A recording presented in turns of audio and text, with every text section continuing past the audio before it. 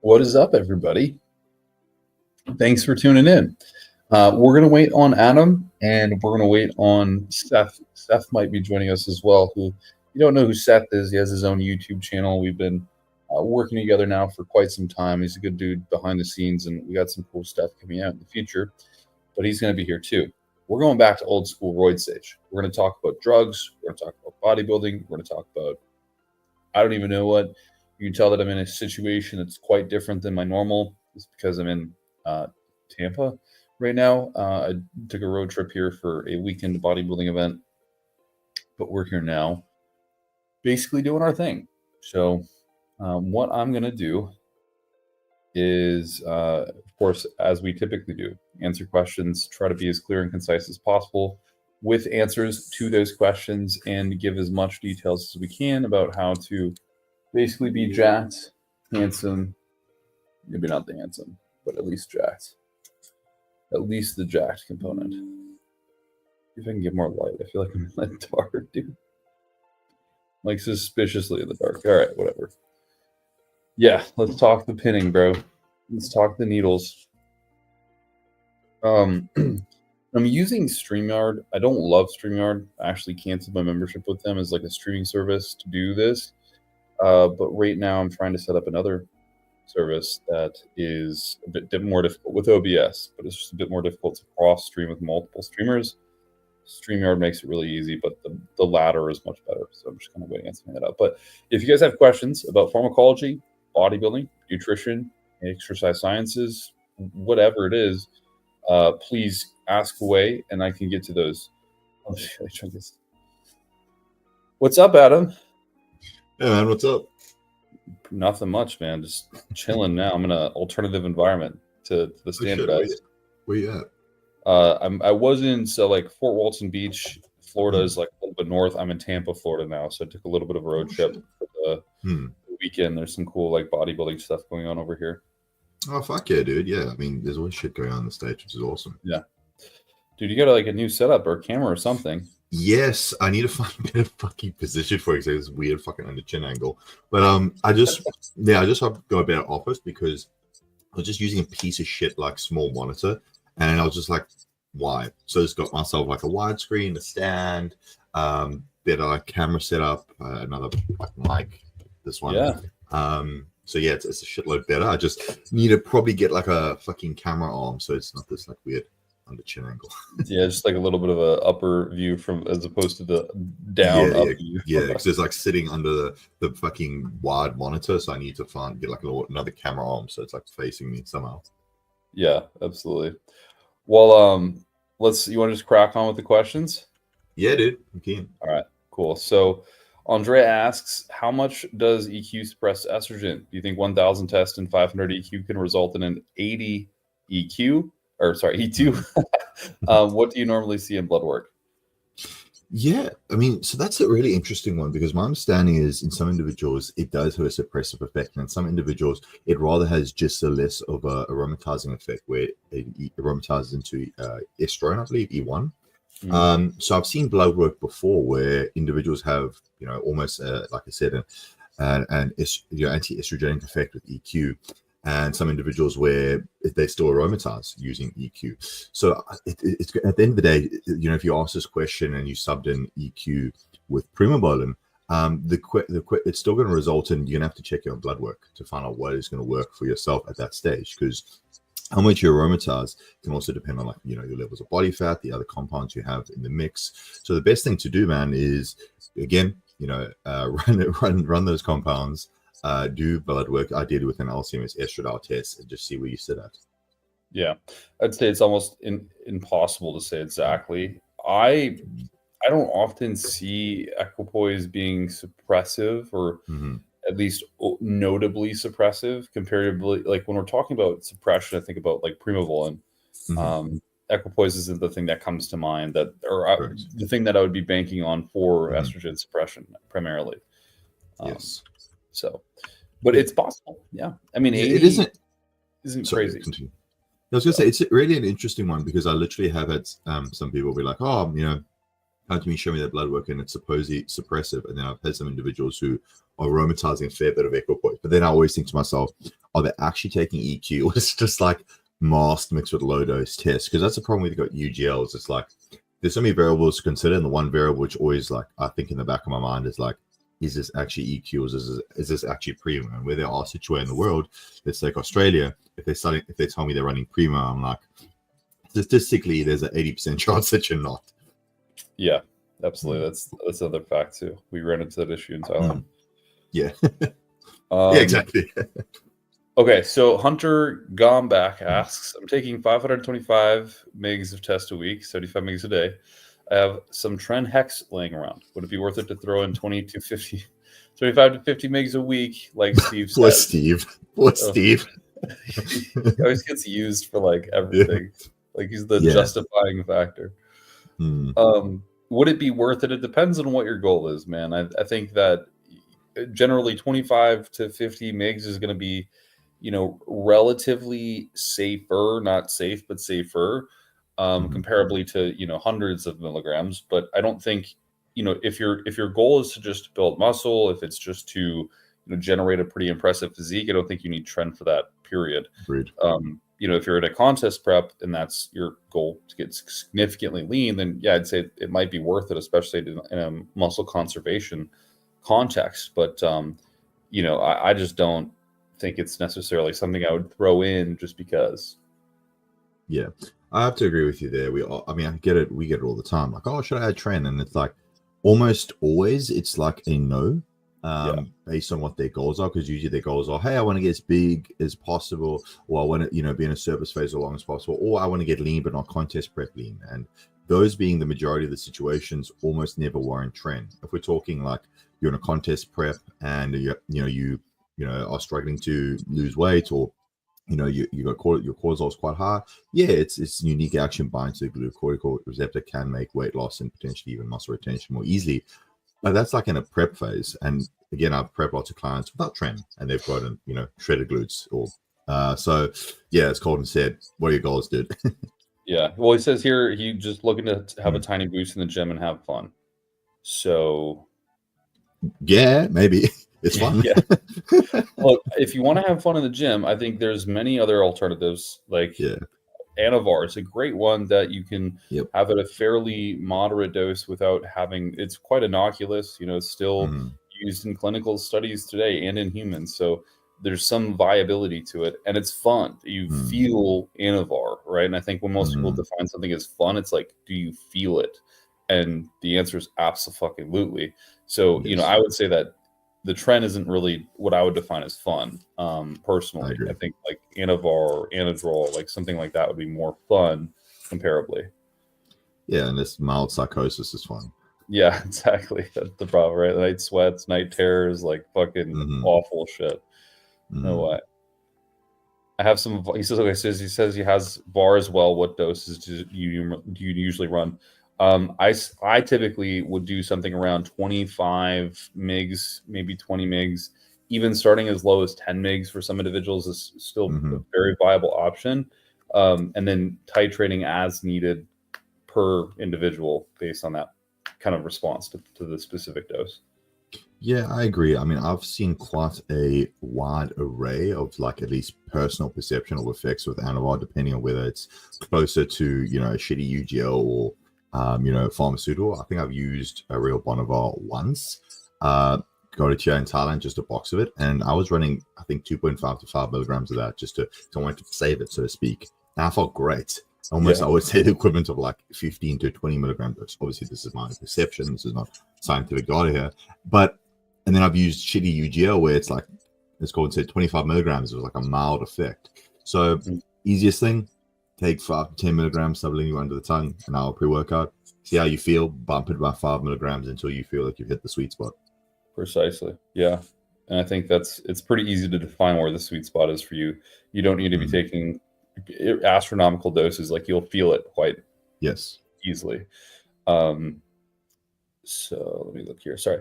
Okay. So what would you recommend for someone who's relatively new to pharma? I've only ran tests, a little bit of Primo and some VAR, both with a test base, thinking about experimenting with other compounds. Adam? I think we would have very similar opinions, actually. Yeah. You guys, you're asking the same person twice. It's again, it's sort of like the previous guy who asked, with the trend, like, what are your goals, man? Like, are you looking to just build muscle and stay relatively healthy? Because what you described, is actually fantastic, I would say, for beginners. You got your E2 control with the Primo or the DHT. You've got the Anavar for a little, like, a workout boost, which is not going to affect your health markers too much. You got your main aromatizing compound, the testosterone. Maybe growth hormone. I mean, we're big fans of growth hormone. I mean, as long as you don't have any pre-existing cancers, growth, or tumors, growth hormone is a fantastic addition. Use growth hormone. And then if you get, using growth hormone, you can also maybe learn to test your blood glucose to sort of keep that regulated. And maybe you can get into like a little bit of pre-workout insulin, okay? Which may people be like, oh, that's a bit more dangerous. But I think if used correctly, the side effects are pretty much null and void. Like, it's quite hard to go into a coma, okay, after going hyper. You literally have to let yourself get there, let your liver release all the glucagon, still not have any carbs. So basically, you have to be a massive moron to purposely try to harm yourself with that. So yeah, I would probably say GH is a good addition. Yeah, I would say growth hormone is just like the clear way to progress in that scales of things. He also mentions here that his goal is he's looking into competing in about a year or two. He wants to play around before it gets real. So yeah, I think if we're defining like playing around, that's kind of a bit hard.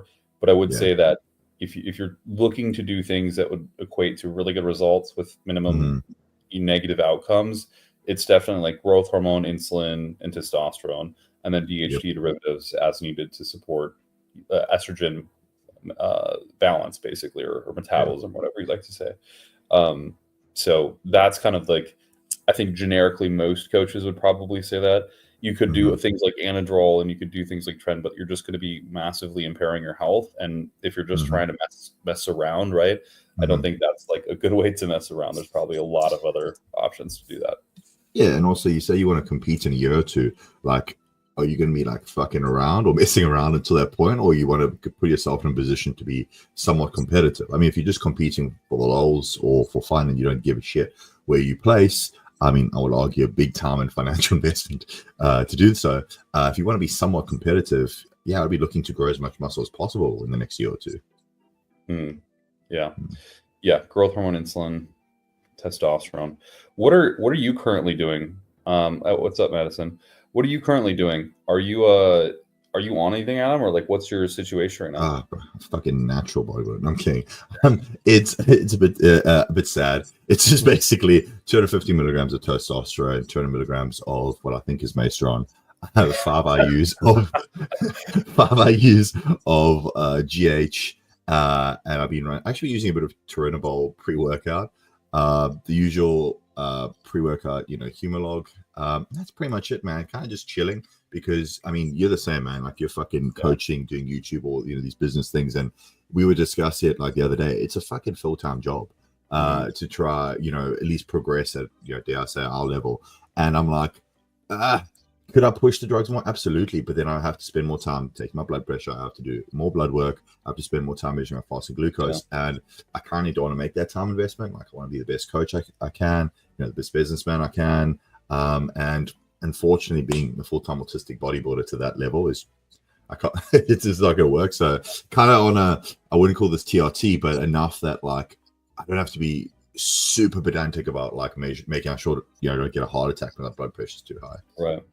Yeah, dude, it's so hard, right? Like it would be awesome to do something. We talked about like, oh, I kind of want to like prep. I talked to you about helping me. It's just it just doesn't work. It's just like, dude, I wake up, lose money. it's just like, it's silly because it's to the point where I wake up, I roll out of bed, I make a cup of coffee, and then I sit down on my computer, and I probably don't move for like the next 4 to 5 hours. I go to the gym and train if I have enough time, and then I come back and I like hopefully can spare myself like an hour in the evening to read a book or something. It's like that's it, dude. I know. And it's people are saying like I look good and all these things, and like, dude, if I look good now, you should see me on like full cycle, bro. Like, I've been on maybe 200 mgs of testosterone for 4 weeks. I would love to, get back into that lifestyle. But yeah, if you can't kind of dive in head first, it's just like, holy shit, man. I don't know if it's worth the fucking, because you're right. Like if you're taking the excess drugs, then you have to actually invest in taking the time to take care of yourself and get the lab work, do the metrics tracking, and be analytical, right? Because a lot of people can get emotional when they're running cycles and be like, I think I'm making progress, or maybe I'm not making enough progress and I need more. Have you tracked everything? Probably not. You know, Exactly. it's like this whole series of effects. Exactly. So yeah, I mean, I'm very happy and fortunate, like where we are, so to speak, with coaching, with business and everything. But yeah, sometimes like fuck, I wish I could just blast and be a bodybuilder, but it's like it takes away from everything else. So I am my worst client out of all my clients. Yeah, but yeah, it's nothing fancy. I mean, I might just double the GH at some point because I can tolerate that quite well. And I have access to that works quite well. But other than that, anabolics will probably stay in that range. Maybe I'll titrate up to 1,000 milligrams total. But if it goes to the point where it's like, as you just said, I'm spending a lot more time into measuring all those metrics and keep myself healthy, probably not.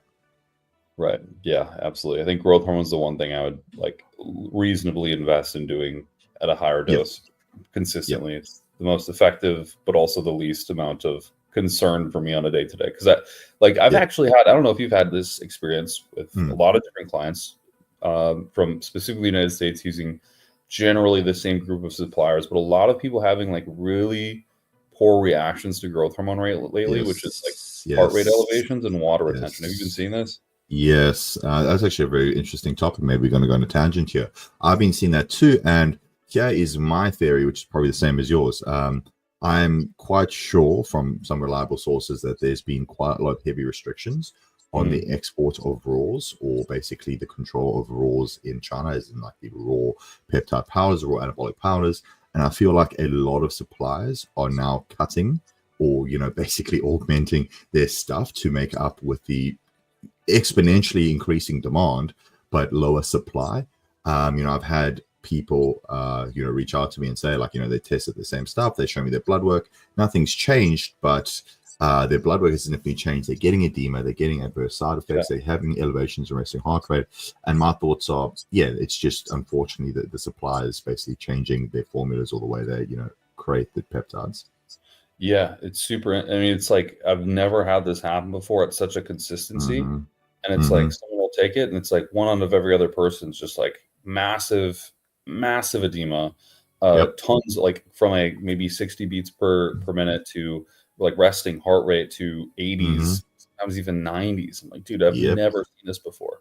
It's just bizarre.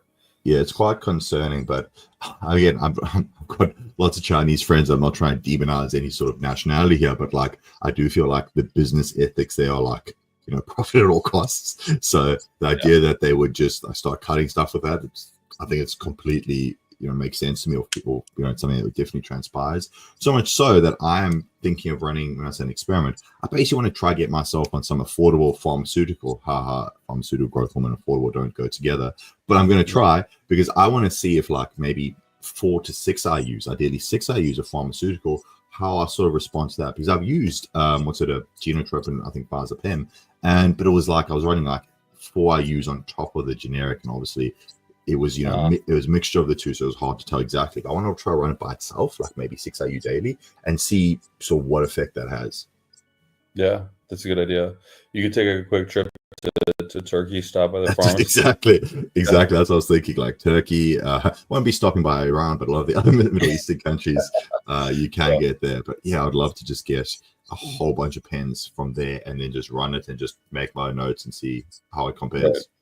Yeah, I'm glad that's not me having that experience only, because it's been very odd. I literally got a message yesterday from a client being like, why do I have such crazy, edema, water retention, and elevation resting heart rates, which I think is also a product of the edema. And it's like nothing's changed except just started a new batch of growth hormone from the same supplier.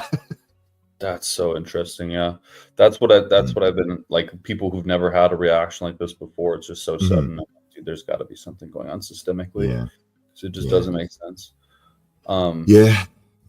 Brian Miller asks, do you see a difference in aromatization rates in everyday versus Monday, Wednesday, Friday injection schedules? Typically. Yes. A couple of things there. One, obviously your individual aromatization plays a factor. Again, I've got a client who can run 800 milligrams of testosterone, and his estradiol is in range. Okay, which is obviously he is an outlier there.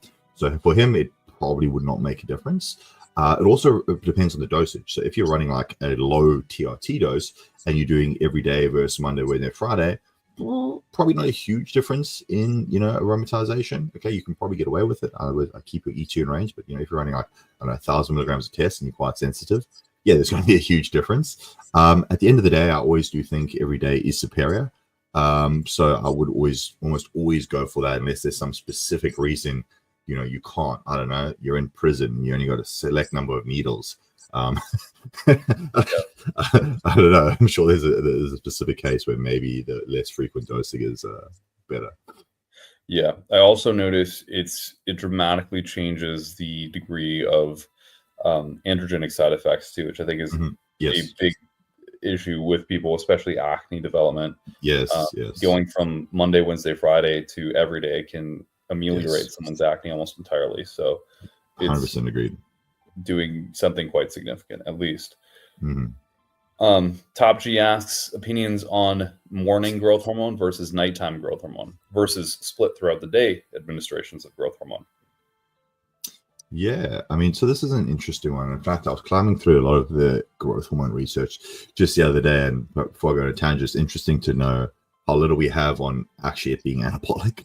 But that's besides the fact. I think most of our data is leading towards nighttime administrations, in the sense that if you want to maximize anabolism, potentially downstream conversion to IGF-1, I would typically go with nighttime administrations. There is the debated topic of intramuscular administrations, pre-fasted cardio to help liberate fatty acids, but then Kurt raises the question: well, is it going to reach serum concentration levels in time to actually have an effect when you're doing fasted cardio? I know some individuals like to split it throughout the day. If potentially they're getting a lot of side effects like carpal tunnel and edema, to make the dosing more, I guess. So have reduce that effect. I would typically go with all nighttime, unless again you're having massive edema or cramping or something. But again, it could be something else. That's kind of my take on it. Yeah, I would have the exact same take. Generally, all at night is going to be good for most people for what they're trying to achieve, and I don't think there's massive reasons to extend beyond that, unless you need to very much so focus on specificity, and it's hard to argue that most people need to do that. So and sorry, one other thing with the nighttime administration: if you're taking enough in the nighttime, I've seen on lab work that serum GH and IGF-1 is elevated. So with individuals I've seen typically running 8, 10, 12, up to 15 plus IUs, I've noticed in that range their IGF-1 and their serum GH is still massively elevated in the morning. With those guys, I'm saying, because usually those guys are trying to become pros or are pros, they are doing fasted cardio. I usually say you don't need to do a morning administration because your levels are still elevated because you're taking enough in the evening. So for those wanting that fat burning effect in the morning with fasted cardio, and one synergistic effect with your own secretion, or just basically whilst you sleep, I think a large bolus dose in the night time is the best. If I were to add another dosage, maybe in a pre-workout context, but the actual effects they are debated whether it actually has any additional benefit. Yeah, absolutely. Okay, so Medic Miller asks, currently doing Monday, Wednesday, Friday 300 test E, have a little nipple sensitivity, blood's pending. If blood comes back clean, would you consider adding an AI or adding a compound like equipoise, masteron, primobolan, currently in the off season? Very fair question.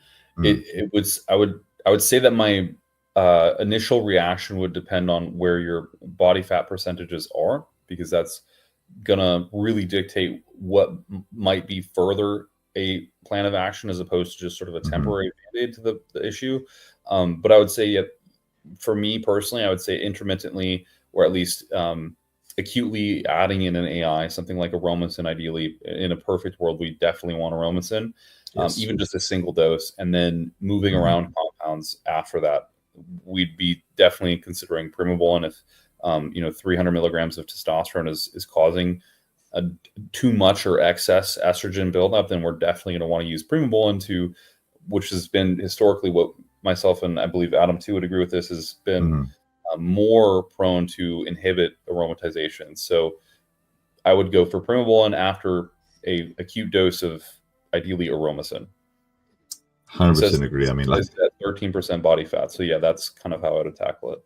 Yeah. I mean, I 100% agree there. And to add further context, why Kolton says that too is because let's say you come back and your E2, okay, I also remember ideally an LCMS estradiol test, but if you're just running test, potentially the standard assay might be fine.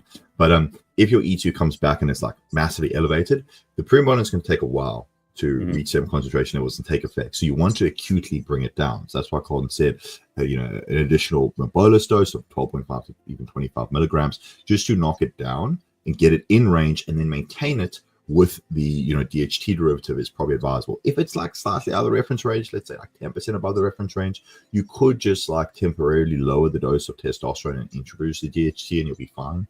But if it's like, let's say 20, 30, 40%, I would acutely knock it down with aromatase inhibitor, ideally aromacin, suicide aromatase inhibitor, and then as well as introduce the DHT derivative, and then pull out the AI when you think it's in range. Usually, if you want to do your due diligence, you do follow-up blood work. So let's say it's 30% above the reference range. I would do something like 12.5 milligrams of aromacin every 4 to 5 days for maybe 2 to 3 weeks. Okay, then at 3-week mark, whilst introducing primobolan and let's say 200 milligrams, then I would remove the aromacin around the 3-week mark, wait a week, and then get an LCMS estradiol test. And ideally by that time, it's within range. And then, get your regular blood work every 3 months. Or if you notice any sort of other nipple sensitivity, use a SERM, selective estrogen receptor modulator like tamoxifen, just to maybe block it at the nipple side, get blood work, repeat the process. And that's kind of how you dial it in or keep your E2 in range.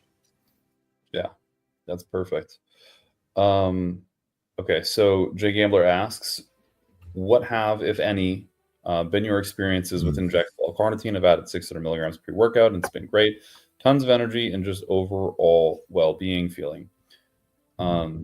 So my experience was a bit different. I did inject quite a bit, especially like in my beginning years competing, because it sounded great. It was like, okay, we improve androgen receptor density, so I need less gear to respond favorably. And I increase my fat loss, like win-win, right? And there's cardiac protection benefits too, and it improves the myocardial tissue and essentially the muscle tissue around your heart. So it's like, cool, bonus. But when I really asked myself and like sat down on an objective standpoint, am I really experiencing anything from this? I couldn't say yes. I couldn't say that there was a notable change in my rate of fat loss. And I certainly didn't see any kind of exponential increase in my rate of growth with any kind of androgens. So I found that I still needed to titrate androgens to get a response. I found that I still needed to include growth hormone to get a favorable response. So for me personally, I think it's one of those things that it sounds good, and you might very well be experiencing something. And I will say that the placebo effect is massive. It's super powerful. Not to say that you're experiencing something that's not there, but you could be saying like, oh fuck, I'm taking L-Carnitine, like maybe I'm feeling better, like I'm living better, whatever. There could be something there, but in clinical data, surprisingly, it's void of anything correlating to androgen receptor density increasing or specifically fat loss happening in humans. There's a lot of stuff that actually supports heart function and improving ejection fraction and like really cool stuff like that. But I don't know if there's anything to support, the reasons that a lot of bodybuilders would be using it. So that's kind of my personal experience. Yeah, I definitely have to mirror that. I agree with you there, where I did the same thing. I looked into a lot of the research on L-Carnitine, same thing, help liberate fatty acids, potentially increase androgen receptor density, etc. And usually the way I approach it is if you're a male and you can get a quality L-Carnitine source, which isn't like injecting, fire water and doesn't hurt you and you can do it consistently, it can be a nice addition to have. How much of a great, like I've really tried to find, if someone has a research paper, please send it to me. But I've really tried to find like some sort of quantifiable amount on how much increases androgen receptor density and what that downstream effect would be with PEDs. We just don't have the research. Okay, no one's going to inject people with shitloads of L-Carnitine, give them gear and see if it works better. We just don't have that research. So how much of an increase does it have, and does it have a tangible effect? I don't know. So that's why I say for a male, obviously assuming that you are, from your profile picture, I would say, yeah, if you're feeling great, it's affordable, it's not causing you like, shitloads of post-injection pain. Yeah, sure. If what I usually with females more so see it as something to add in just because their PED, I guess, range is more limited due to aromatization and viralization. So for females, I'm also, okay, use the L-Carnitine, so you just want to stack every little 1% you get. But for a guy, it's again, as Kolton said, a nice to have. Scientific snitch. Carnitine doesn't have a tangible effect on anything unless you have a carnitine genetics or some kidney conditions. Well, there you go. I haven't personally seen any data on it that's, again, really convincing. So, yeah, I agree. Yeah. What's up, Tina? I appreciate you being here. Thank you so much. And also, very welcome, Scientific Snitch. You're the OG for being here. So on Andre, I hope I'm pronouncing that correctly. How much estrogen do people really or usually need to max IGF-1 conversions from HGH? So for myself, using my own blood work, because that's the one that's been most consistent over time with dosing patterns and so on, I basically used 10 IUs of growth hormone every day for pretty much my entire time using growth hormones. So that's that, right? Every time I tested it, my IGF-1 was going to be the highest at around the upper end of normal. So like 40 to 60 picograms per milliliter.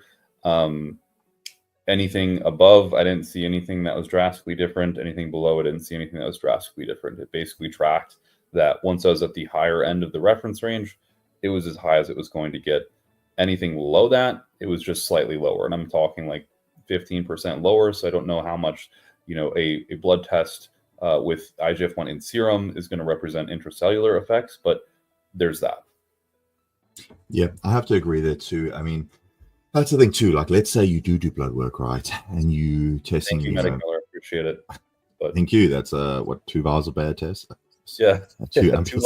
2 ampules. Thank you. Yeah, I mean, I agree with what Kolton said. Then also, you have to take into consideration, like, okay, are you testing like serum IGF-1? Are you also testing serum GH, IGF-1 on lab work at various, I guess, ranges of estradiol? Also, even to get that estradiol in a certain range is quite hard because, like, what compounds are you running? What other variables affect it? And also, let's say you find that a significantly above reference range estradiol results in the maximum conversion, but then you're getting estrogenic side effects. Is it worth it? Yeah. So I wouldn't think too hard about it. I would, as Kolton said, probably find mid to upper end of the reference range. Ideally within the reference range is probably what's going to be best. Okay. And just, again, keep yourself healthy, because no point getting, like, let's say 10% or whatever percentage higher IGF-1 conversion, but like you're out of the reference range with estradiol and getting side effects. Precisely. Tom Sparksman's, hey boys, if insulin sensitivity is super high, good, even at peak food on mass, worth bringing in exogenous insulin? I would usually say no.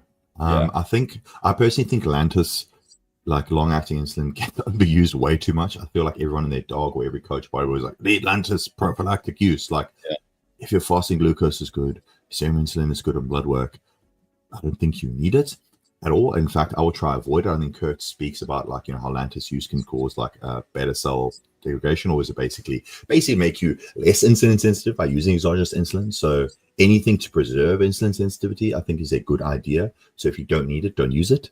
And then obviously there's the added effect that, well, again, are you doing it correctly, taking your fasting glucose enough? So yeah, I would say no.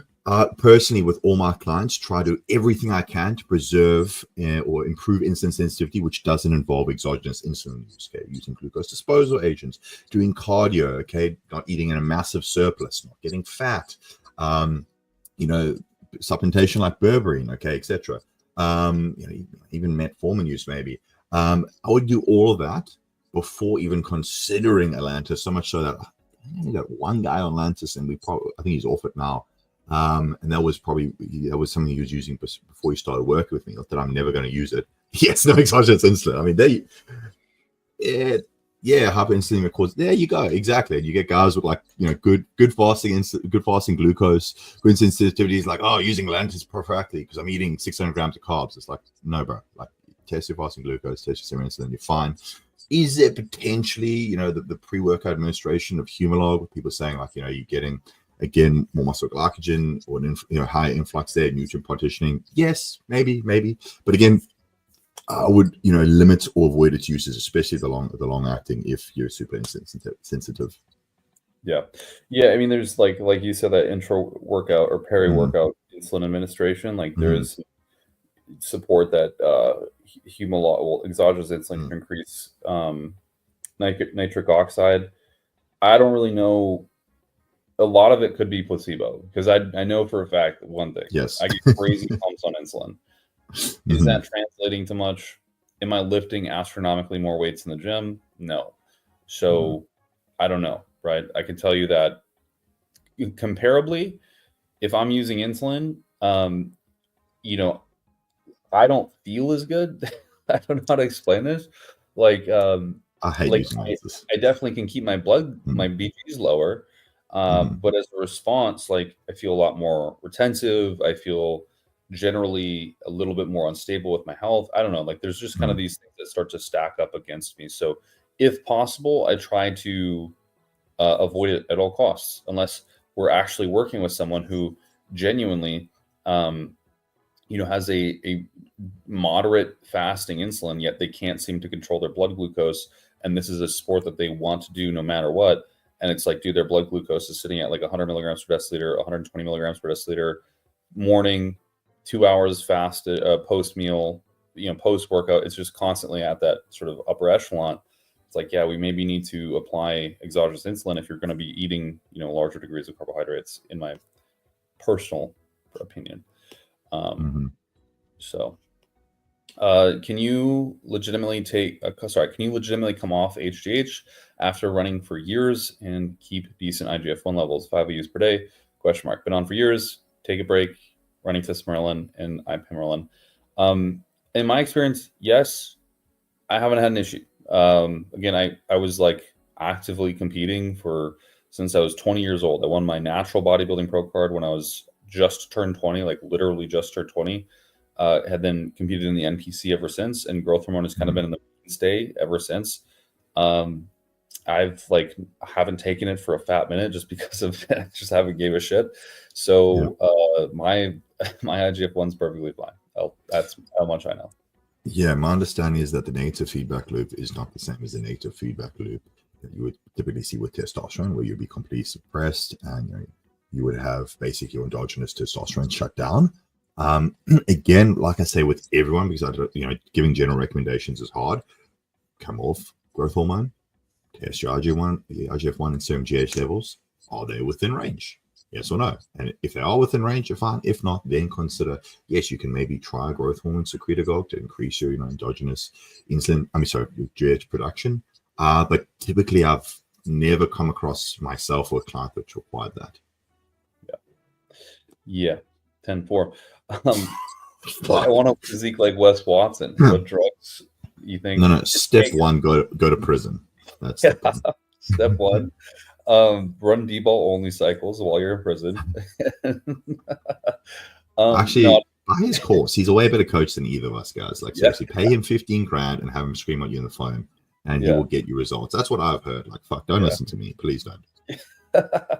No, I think honestly, like if you really ask that question, it's not much. It's really not much. Like it's testosterone, it's equipoise, maybe just because he's so veiny and fucking weirdly vascular. Seth's here, dude. Seth, you're echoing. Am I? Yeah. Oh, what's up, man? But I think testosterone, equipoise, and likely just because he's a fucking prison guy, he's using orals just because, like, in prison, from speaking to many ex-cons, I have an awful ex-cons as clients, actually. And so, like, and I think it's the tattoos. I honestly do. But they all tell me, like, orals are pretty easy to acquire. Injectables are like, you just kind of get what you get, which sometimes can even be like no testosterone. It's just like Deca, or it's just fucking literally whatever. Tren sometimes, Tren only. From my experience, that's kind of. Yeah, where did you serve Tom, bro? Pattaya? Where did you serve Tom? Pattaya? We're good. No, not me. Not me. No, I'm fucking with you. Okay. Soy 6. No, I agree there. Look, answering your question, seriously, I agree with Kolton there. I mean, the guy's lean, so obviously I think you do look bigger as a male when you are certain level of body fat. Probably a bit of testosterone.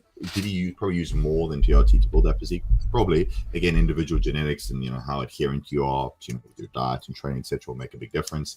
But I think that is definitely achievable with like pretty minimal pharmacology usage and just training hard for a number of years and dieting. I mean, I don't really know much about him except like the funny videos Kolton shit makes on him. But I would assume like that is what he takes. Again, Kolton mentioned like, is he probably taking a lot of orals? Maybe. Was he low body fat? Maybe. But I would not be blasting a shitload of PDs to look like that, basically.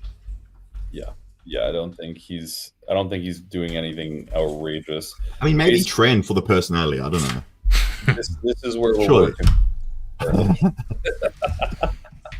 So, what do you have as nudes? Unfortunately, posted this to the public. So this is public. Fuck. He blocked me, so I can't see him. Yeah. So if you ask me, this physique, he always talks about how shredded he is and shit. I'm like, this isn't even like this is like 15+% body fat. I don't know. He just looks like he has hypertension, basically, and he's caused vascularity. So, I don't think that. Just take whatever drugs you can afford, and that'll probably work. To be honest, fuck. Yeah. So, okay, this blue dye stuff, does it help with mitochondria, ADP, ATP balance, and potentially help against insomnia? The sleep stuff, I don't know why this keeps getting perpetuated. He's talking about methylene blue. The sleep stuff, I don't know why this keeps getting perpetuated. I've never, again. Were we talking methylene blue here? Sorry. Yeah. Methylene blue. My time has been like so limited lately. I don't have time to openly just do deep dives like I used to, but it's something that I'm not seeing any feedback on the whole sleep thing. I don't know where people are getting this like crazy sleep stuff from. People are saying like all sorts of crazy shit about how it affects sleep. It does positively help mitochondrial function. At least for me, it improves absolute energy, which is great in terms of endurance and specifically like actual awareness and perceptual awareness. But yeah. Unfortunately, guys, like I definitely don't claim to know everything. And as echo Kolton on this one, I've briefly read some of the research about it. It looks promising. I actually have some sitting here at home. I have not used it yet, and I have not looked enough into the research to give an opinion on it. I think Dean, Steve, have given opinions on it because they have used it before. I would sort of defer to them on this one, but the answer is potentially. In terms of sleep, from my brief amount of research on it, I haven't seen anything around that. I also would be careful with anything, that is of a nootropic or if that potentially can affect brain chemistry, because I had a few guys who are prescribed SSRIs using methylene blue or suggesting its usage. There is a drug interaction there, so I would be just careful and keep that in mind if you are looking at using it. Yeah, that's super important. I take I'm very open about intermittently taking fluvoxamine, which is an SSRI, and I've had people ask me that question. I'm like, yes, you have to do not take two things at once that would be interplaying, especially like two serotonergic compounds and then cause serotonin syndrome. It's terrifying. It's a fucking awful idea. Seth, you've done it for like a while now. What are your thoughts? I mean, I feel a little more alert on it, but it's not like a game changer. But I also I have ADHD, so I already take like a low dose of Adderall. So to me, it's not like a huge difference. But I definitely do feel more alert when I do it. Like the last couple of days I've done it because I've been getting up early and doing some work before like breakfast. So you feel that little bit of alertness, but it's not like a huge like game changer for me. What dose of Adderall do you take? 5 milligram. That's very conservative. What dose of methylene blue have you been using? 40 drops, whatever Kolton did the conversion to. For me. I don't know what that is. It's just the 40 drops. I'm like, all right. Yeah, I remember the exact dosing I was reading about, but yeah, I think that would potentially affect it a fair bit. Yeah, man. Unfortunately, we're gonna have to get back to that one. We'll look more into it. Yeah, not so sure. 100%. Keep me as simple with delusional is pretty good. What do you think about Chase Iron's experience with Retatrutide? So I'm assuming you're talking about like how he's been, you know, generally and completely positive about it. Well, now he's stacking that with another one of the new GLP ones. He's been stacking them together recently too. Really? You saw that video? Yeah, he was doing it with TERS, and there's another one that's more aggressive than TERS. He's using it to suppress his appetite plus the Reta for the GIP effect. This man. Yeah, I don't know. I don't know how he doesn't have diarrhea every day with it, but yeah. That's what I'm saying, right? Like I can't even run it for like I will do 2 milligrams and I have adverse effects, and it's just like yes. I was gonna say I cannot imagine stacking it, because my experience with using a single GLP, and I've used liraglutide, I've used semaglutide, I've used retatrutide, is that it is more than potent enough to get the appetite suppressant effects that I want from it. And also, I personally think that, you know, the triple agonist like retatrutide with its like, what's it, liver or hepatic lipolysis, supposedly decreasing liver fat, is very interesting to me. So I quite like that. Or rather like the idea of that. So I don't know about stack it, but I've definitely used it myself and used it quite successfully with like quite a few clients who have massive appetites, or, you know, they're basically rebounding out of a show. Basically to just control appetite and, you know, basically increasing food in a more, I guess, a gradual rate than, you know, your typical post-show blowout.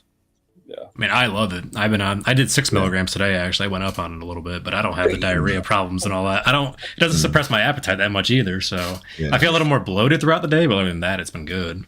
I mean, you've seen I lose like 3 to 1.5 to 3 pounds a week on it so far. So to me, I like it, but I don't have the problems that you had with it. So.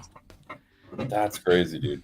6. I did. So I don't know if you heard, Adam, but like basically I mixed up a growth hormone vial with a Retatrutide vial. Because they're the same. I bought them from the same gel that is a China brand, and they come in the same fucking vials. So I reconstituted them both on the same shelf, and it's 10 milligrams of Retatrutide or the fucking 3.33 milligrams of growth hormone. And so I just whipped it all in, and then the next morning I woke up, I'm like, dude, I'm not feeling good. Like something's wrong. That was awful, man. For like 4 days, it was just like I could barely drink water. I'd sip on water and I'd feel like bloated and distended and fucking nasty. I'd just be spewing everything out of my, like I was chronically dehydrated because I was just spewing water out of my asshole. It was not a good time. It was horrible. I only had that after Christmas, but I ate pizza and shit back home. So I don't know if it was that or it was the Retatrutide. Dude, funny you mention that. I literally did a similar thing where I think I'm just more sensitive to it, where the first time I tried Retatrutide, I did research online and said, okay, starting typical medical dosages like 2.5 milligrams weekly. So I took 2.5 milligrams to start, and same thing. I could not eat for like 2 days, basically, barely could drink water. Like I had like gut paralysis, and I was just like, why wouldn't they say start at a low dose? And it's like, I get it's for diabetic / obese people. Okay, so I don't really fall in that category. At least I think not. And yeah, it was just way too much. So anyone who is thinking of using it, I would say start at like a much lower dose and like slowly incrementally increase it as needed. Yeah. Actually, what I did this morning is I did Retatrutide 6 milligrams. I put my melanotan in the same syringe, took Adderall, and I could still eat. So, to me, it doesn't hurt me that hard. Incredible. Diabetic obese people have low GLP-1. That makes sense. Yeah, because I mean, you think the melanotan plus that would really like make me not be able to eat anything, but I was fine when I came home. Like I would be actually vomiting. Like the first time I took Retatrutide, I vomited. I was like, because I didn't understand how it worked, what I would expect.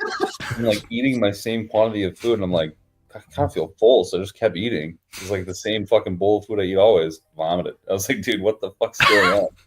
And then after, it's funny you say the stomach paralysis, because when I did the 10 milligrams of Retatrutide, dude, I was sweating because I was so scared that I had stomach paralysis. Yeah, but the second day, it's 10 IU. I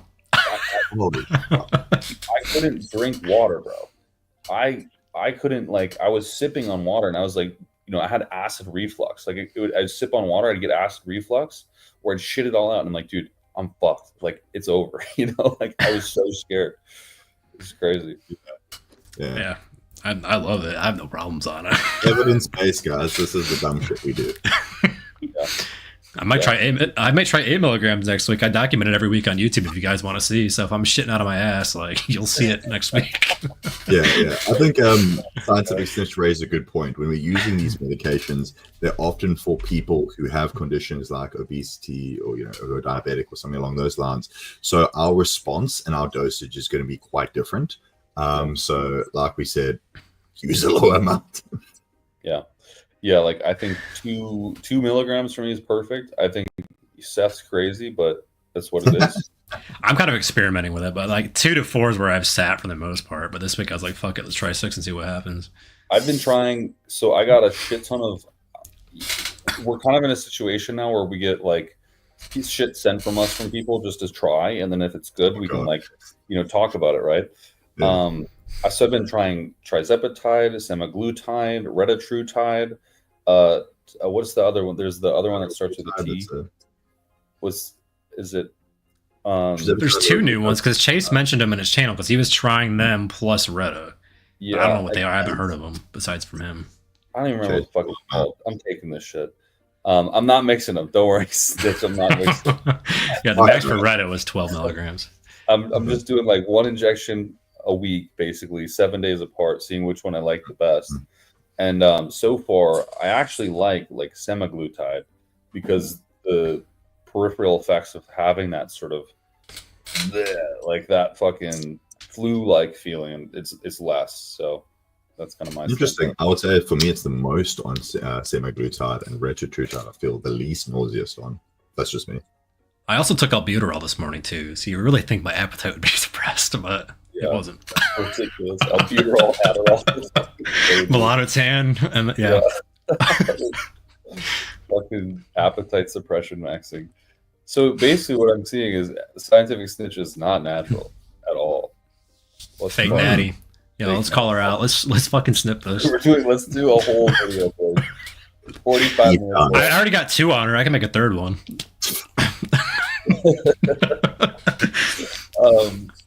Okay, so I read the original phase 2 trial paper, really interesting. Yeah. And yeah, the max dose was like 12. I think it was even higher than 12 milligrams. I don't know how people tolerated that. They did have a high dropout rate. I don't know if you guys read. It was actually a pretty insane dropout rate. Oh my God. We have a peptide maxer.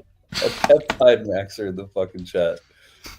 Yeah, crazy. She was telling me that she's doing something where she can describe it in the chat. She takes like a filter needle or something, puts it in there, and then draws her stuff out that way because it's more sanitary than popping the vial top over and over again. Yeah. Interesting.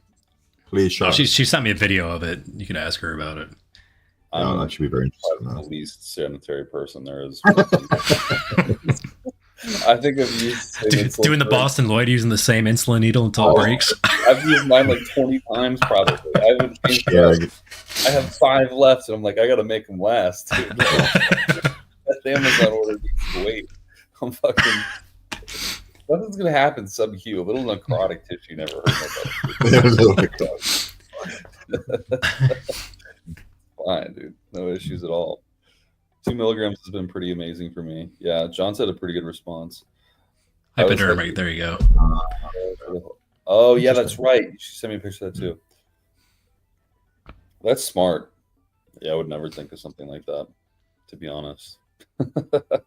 It doesn't fit my little soda box I keep all my peptides in, though, so we'll just keep doing it on Sanitary.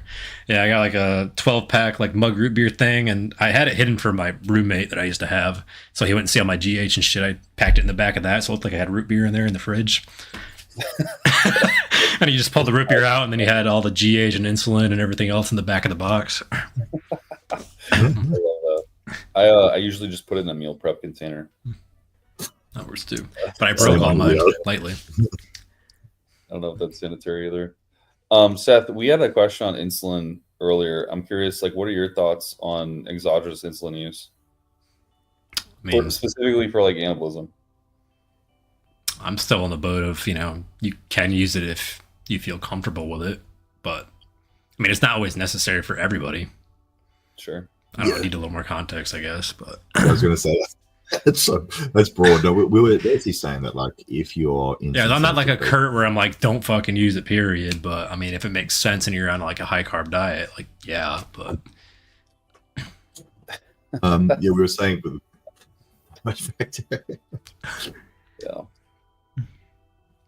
yeah. So hold on, sorry, I'm just trying to scroll through the comments. Yeah, I've been we were also talking about how we've been unable to run cycles lately, myself and Adam. What are you currently on, Seth? What am I supposed to be on, or what am I actually running? What are you actually? Probably good to know. What are you actually running? Well, I told you I was doing 500 tests because you put me down to 300, and I was like, "Fuck it, I'm gonna do 500 at least." But well, we were doing a big blast, and then like with all the business stuff, I was like getting inconsistent with my shit. So I'm like, let's just bring it down. So we're down to 500, and then throwing some primo in, probably 200-300 a week right now. That's nothing crazy though. How you feeling? Good, great. Good. Okay. So you're checking now. Yeah. Yeah. Well, I usually hand them in early. Yeah. What's today? Friday. I'll do it tomorrow morning. Yeah. So, yeah, man. I don't even know what else to talk about. That was all I had. Adam, do you have anything to talk about? How's Kat? Doing well. I mean, the next potential goal, obviously, up to her is like, can we get an Olympia qualification without turning into a man? The jury's out. The jury's out on that one. But yeah, because we got the pro card. And we're like, well, what now? Life obviously hasn't changed. It's not this magnificent gold ticket for everything. I think we've discussed that. It's a bit of a money pit, of course. But we thought, well, we have it. And now there's that 3-year rule, I believe, where I know they said active. I still don't know if active means pay license or pay membership and compete, or it's just pay membership. Don't know. I don't know. It sounds like you just pay for it, honestly. Yeah, it sounds like they just. If you just have to pay it every 3 years, like, fuck, okay, that's fine. Yeah.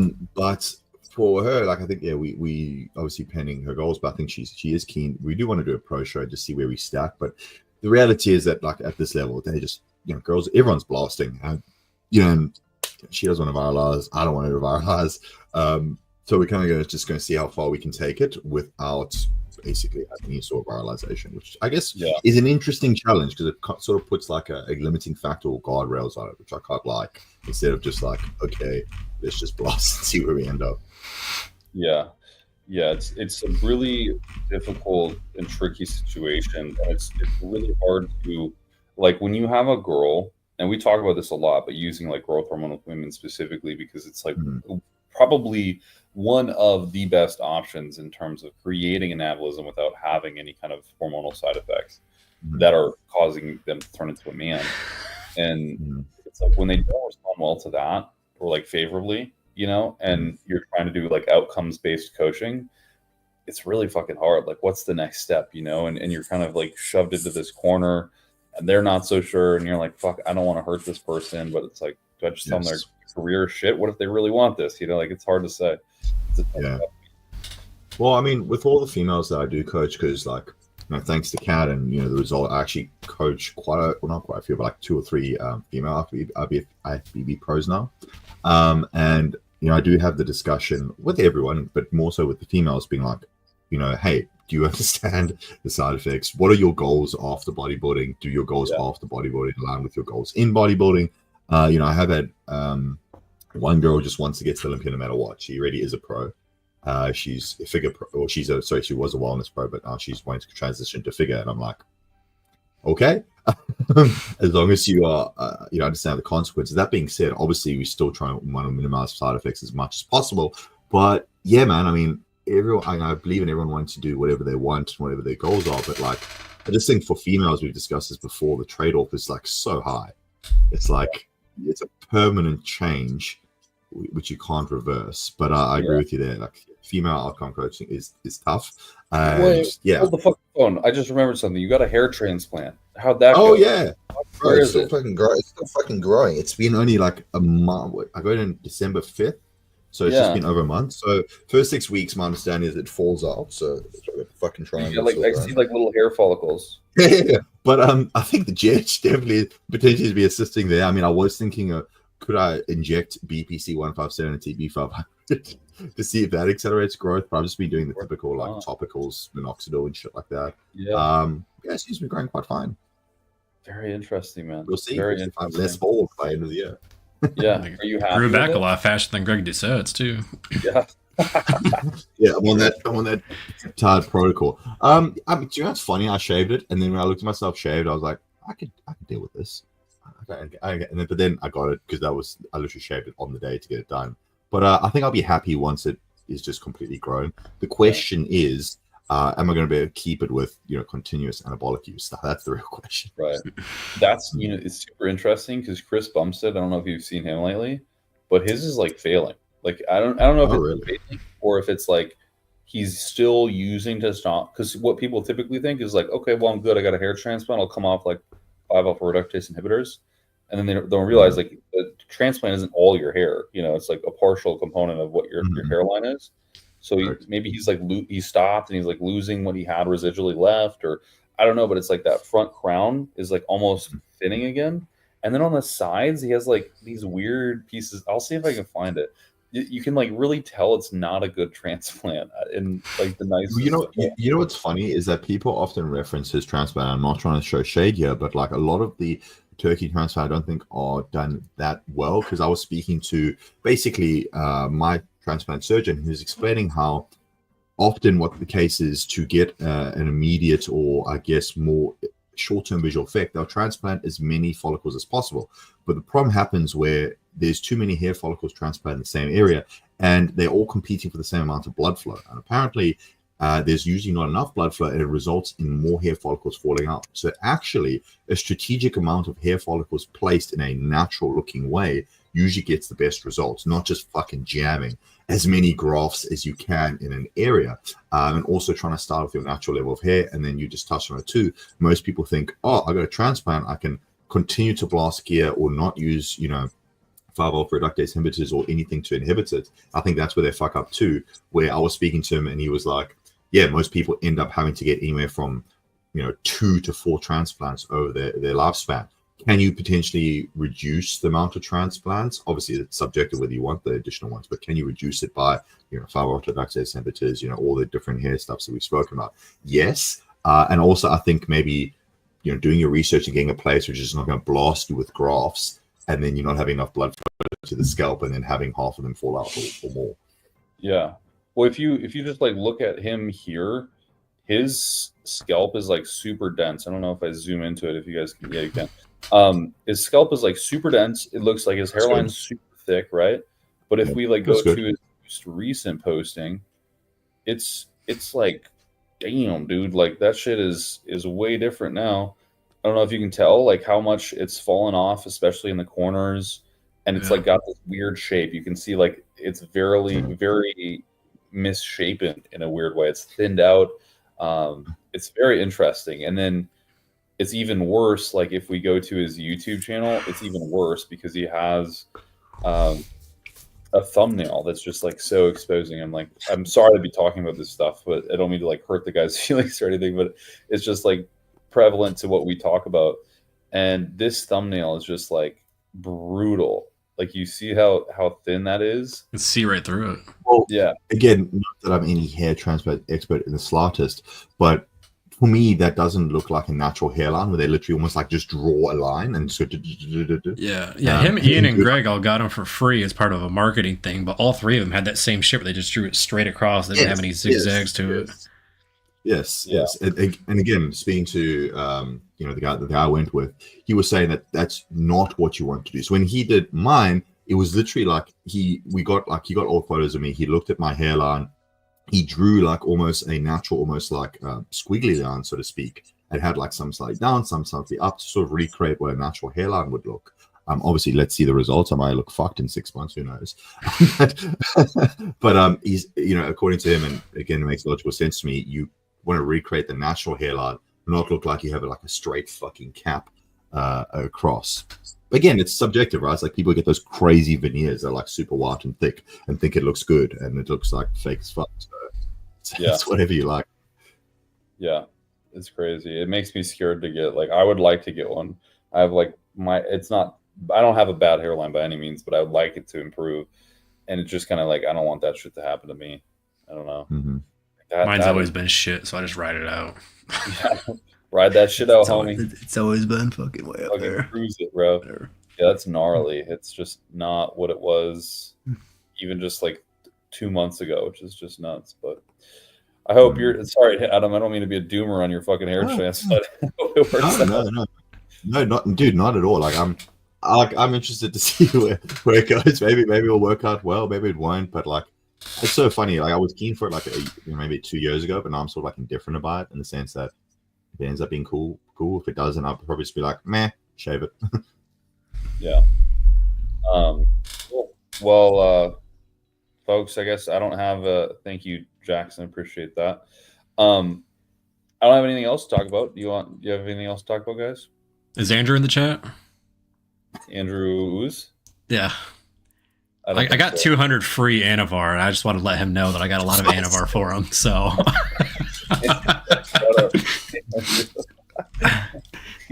you have shoot him a DM real quick, homie.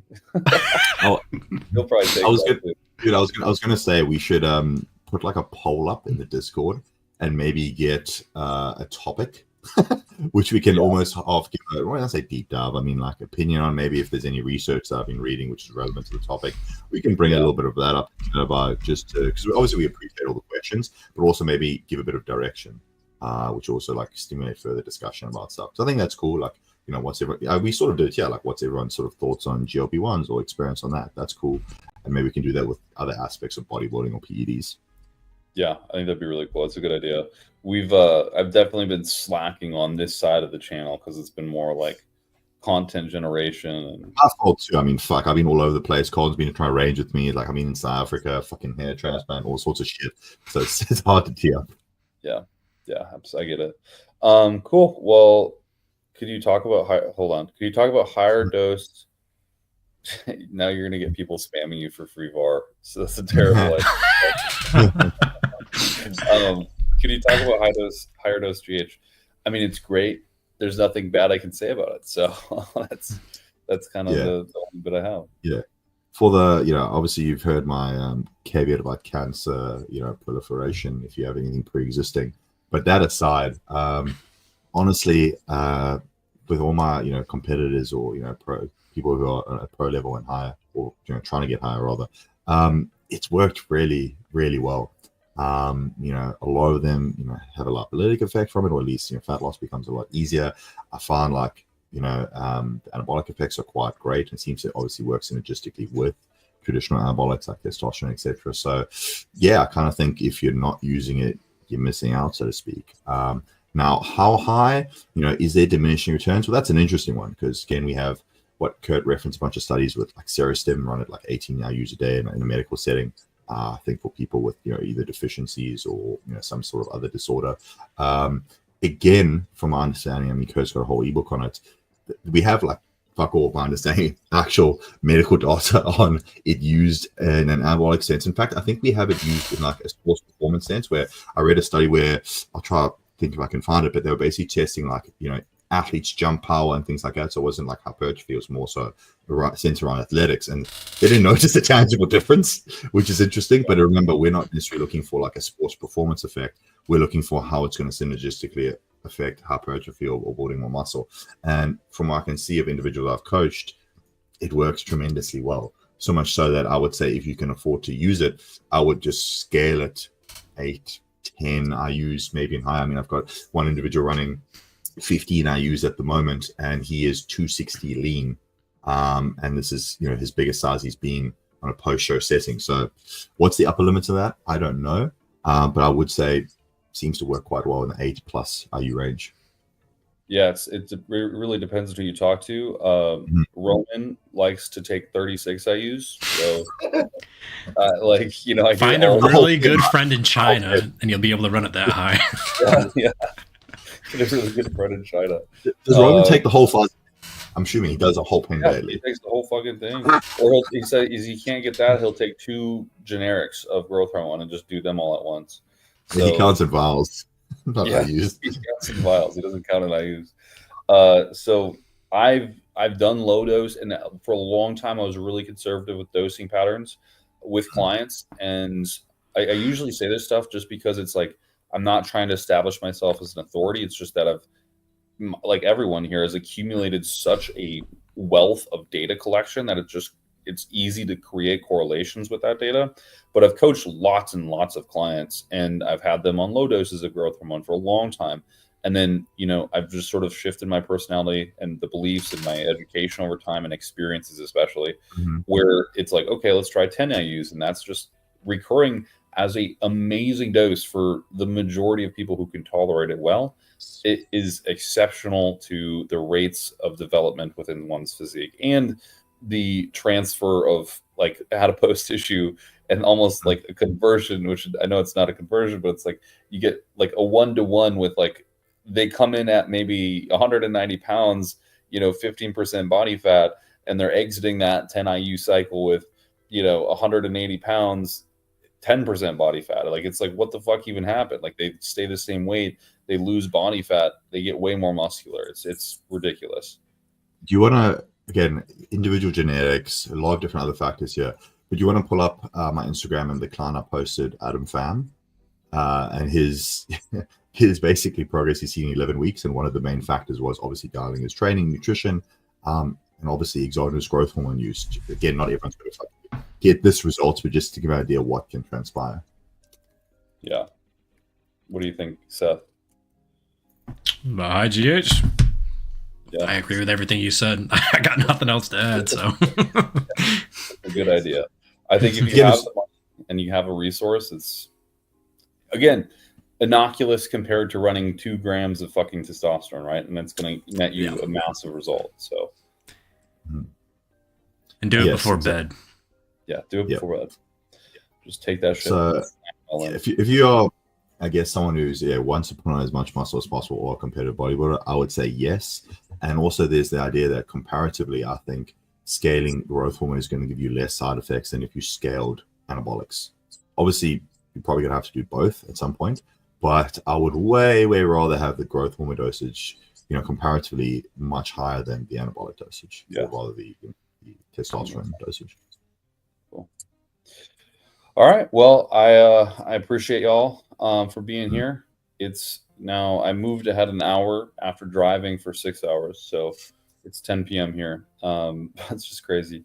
But I will we'll be on next week for sure, and I will still do the other live I do in the middle of the week whenever I can squeeze it in. If you guys are interested in joining the Discord, where we're all in the Discord, including Scientific Snitch, it's going to be in the link down below or on any of my other videos. Head over there. It's a great place, and chit chat. So thank you all for being here. Thank you. Take care, guys. See ya.